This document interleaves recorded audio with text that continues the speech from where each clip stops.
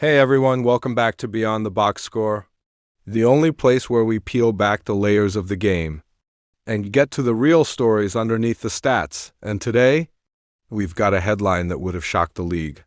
Just a week ago, the Boston Celtics, the most dominant team all season, the defending champs, the title favorites, are down 0-2 in the Eastern Conference Semifinals to a New York Knicks team that just refuses to quit. That's right. Game 3 is headed to Madison Square Garden, and it's not a must-win, it's a must-survive for Boston.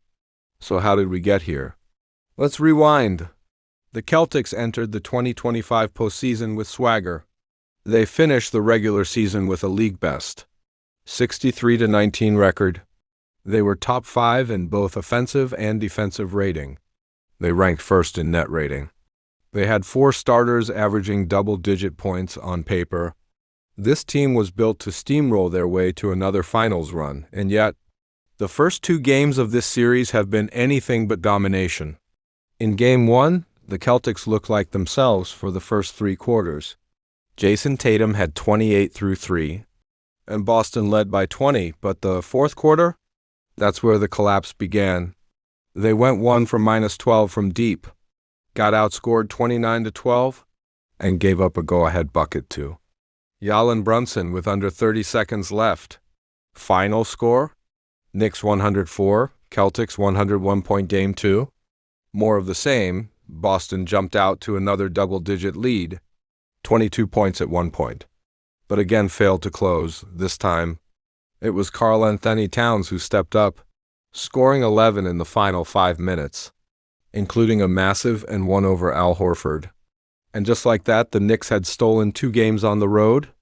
This isn't just surprising, it's historic. According to ESPN stats and info, the Celtics are the first team in NBA playoff history to lose consecutive games in which they led by 20 or more. That's not just bad luck, that's a systemic breakdown. So let's get into the why, the biggest issue. Shooting. Boston lives and dies by the 3, and right now, they're ice cold through 2 games. They've shot just 25 of 100 from beyond the arc. That's 25%. In the regular season, they hit nearly 38%, which ranked 4th in the league. In the fourth quarter alone, they're 4 of 26 from deep. That's the worst percentage among all playoff teams. Now, you could say this is just a cold streak, but credit where credit's due. The Knicks are forcing these shots. They've been phenomenal at closing out shooters and rotating off weak side help. Mikal Bridges and Josh Hart are playing elite-level perimeter defense. And Isaiah Hartenstein? He's been a sneaky rim protector all series, averaging 2.5 blocks per game in just 26 minutes. But injuries have played a major role too. Kristaps Porzingis, who was arguably Boston's most impactful pickup this season, missed Game 2 with an illness and is still listed as questionable for Game 3. Without him, the Celtics lose floor spacing, rim protection, and most importantly, their ability to run 5-out sets that create driving lanes for Tatum and Brown. Jrue Holiday is also battling a finger injury and might sit out. Game 3, that's a huge loss on the defensive end, especially against a Knicks team that's thriving in isolation and pick and roll. Tatum and Brown have been solid, but not spectacular.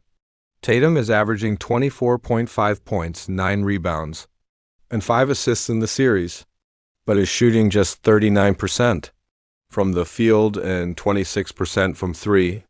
Brown has been a bit more efficient, but has disappeared in clutch moments. And let's not forget, Boston has also gotten very little from its bench. Sam Hauser, Al Horford, and Peyton Pritchard have combined for just 16 points across both games. That lack of depth is killing them late in games. Now let's flip the script. The Knicks have been the most mentally tough team in the playoffs, period. They're the only team left that hasn't lost a game. They swept the Cavaliers in round 1 and now have 2 comeback wins over the defending champs. Their identity? Defense, grit, and clutch shot-making. Jalen Brunson is a certified star. He averaged 30.7 points per game in the regular season and has taken it up another notch in the playoffs. averaging 36 points on 47% shooting.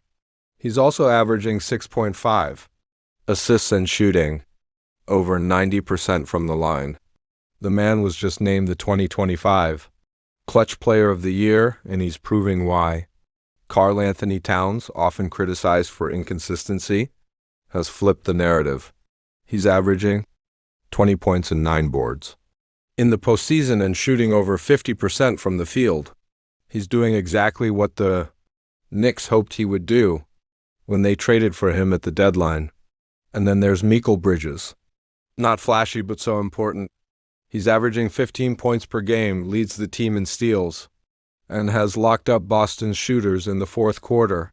His late-game defense on Tatum has been elite, holding him to just 2 of 9 shooting in fourth quarter so far. Even the Knicks role players are stepping up. Donte DiVincenzo had a key 16-point performance in Game 2, including back-to-back threes in the third quarter that sparked the comeback. And Isaiah Hartenstein? He's averaging 8 rebounds and 3 assists as a center. Let's not ignore coaching. Tom Thibodeau has completely outcoached Joe Mazzulla late in games. The Knicks are using delayed double teams, weak side traps, and are forcing the Celtics to play iso ball, which is not their strength. So what do the sportsbooks think? According to DraftKings, the Celtics are still 5.5-point favorites in Game 3. The over-under is set at 116.5 for each team. This is based more on reputation than performance, and frankly, it's risky. Right now, all signs point to New York holding all the momentum. They've taken the crowd out of TD Garden twice, and now they're going home to the most electric atmosphere in basketball. Let's talk history. Only 5 teams have ever come back from a 0-2 deficit after losing the first 2 games at home, and none of those teams faced the kind of pressure Boston is under. No team has ever come back from down 0-3, so this is it. This is their shot. Here's our prediction. Boston will come out swinging. They'll hit shots early.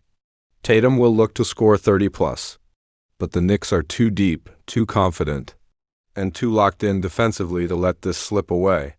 Expect another fourth quarter battle and another Knicks win. Final score, Knicks 112, Celtics 108.